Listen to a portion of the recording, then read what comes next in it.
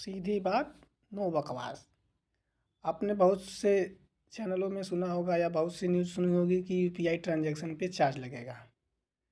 और कैसे लगेगा, क्यों लगेगा, ये तो किसी ने अच्छे से नहीं बताया। बहुत लंबे चौड़े भाषणों में बताया कि हाँ ऐसे ऐसे लगेगा। हम आपको बता दें कि नॉर्मल यूज़र को एक भी रुपये चार्ज नहीं देना है। हाँ, लेकिन आप अगर किसी वॉलेट में, जैसे पेटीएम हुआ, जैसे अमेज़न पे हुआ, फ़ोनपे हुआ, उसके वॉलेट में अगर आप 2000 से अधिक पैसा ऐड करते हैं, जैसे ये है वॉलेट, देखिए मेरे वॉलेट में एक भी रुपए नहीं है। आप इस वॉलेट में अगर पैसा ऐड करते हैं 2000 से अधिक, तो आपको चार्ज नहीं देना है। लेकिन जो भी ये ट्रांजैक्शन वाले ऐप हैं, वो तो भैया अपने आप पास से देंगे नहीं, तो वो आपसे ही लेंगे। तो जब आप उसमें 2000 या 2000 से अधिक का पेमेंट करेंगे, जैसे 2000, 3000, 4000, तो वो शुल्क भी वो आपसे ही ले लेंगे। तो सरकार तो कह रही है कि आपको नहीं पेमेंट करना है, यूज़र को नहीं पेमेंट करना है, सिर्फ एप्लीकेशन वालों को पेमेंट करना है, मर्चेंट वाले को देना है। लेकिन वो भी अपने जेब से नहीं देंगे, वो आपसे लेंगे। तो आप जैसे 2000 वॉलेट में पेमेंट करेंगे, तो उनका 1.1% टीडीएस कटेगा। तो 2000 पे 22 रुपये उनका चार्ज कटेगा। वो चार्ज वो खुद ना लेके आपसे ले लेंगे। आप 2000 उसमें पेमेंट करेंगे तो उसमें से 22 रुपये माइनस कर देंगे। ऐसे ही आप अगर 3000 पेमेंट करेंगे तो उसमें से 33 रुपये माइनस कर देंगे। ऐसे ही आप अगर 4000 पेमेंट करेंगे तो उसमें से 44 रुपये माइनस कर देंगे। कुल मिला के ये यूजर्स के लिए ही घाटे का सौदा है। सरकार ने तो बोला है कि यूजर्स को नहीं देना है, लेकिन कोई भी ट्रांजैक्शन ऐप आपने जेब से नहीं देगी, वो आपसे ही लेगी। इसलिए आप किसी भी वॉलेट में 2000 या 2000 से अधिक का पैसे ऐड ना करें, पहली बात। और पैसे ऐड करना ही क्यों, आप बैंक टू बैंक करो ना, पहली बात।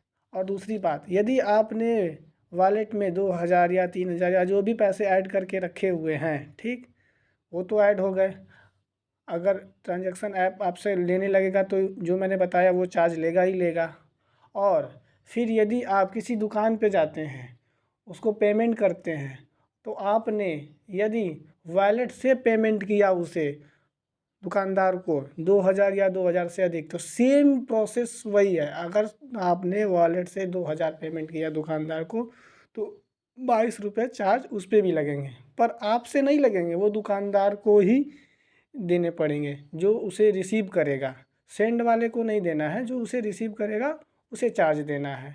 ऐसे ही आप 3000 देंगे तो 33 रुपये, 4000 देंगे 44 रुपये, 5000 देंगे 55 रुपये।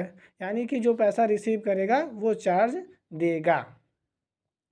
अगर वो दुकानदार समझदार है, पढ़ा लिखा है, तो वो बोलेगा आपसे कि भाई मुझे आप कैश दो, बिना मतलब ऑनलाइन ट्रांजैक्शन मत करो, क्योंकि मुझे 2000 पे टैक्स देना पड़ेगा 1.1%।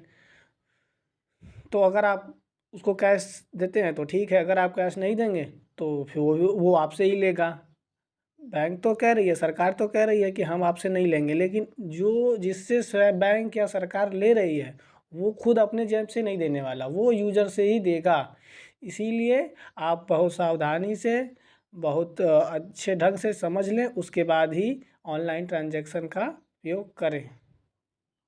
और रही बात जो रिसीव करेगा, ठीक है, जो सेंड करेगा उसको नहीं देना, जो रिसीव करेगा उसे ही देना है। तो रिसीव वाला अगर समझदार हो जाए बंदा, तो आपको देना पड़ेगा। तो ये भाई, आप लोगों भी जो यूज़र है तमाम, वो उनका भी अपना धंधा है, वो पैसे रिसीव करते हैं, तो इनको भी तो देना पड़ सकता है ना, उसमें हम भी तो आ जाएंगे।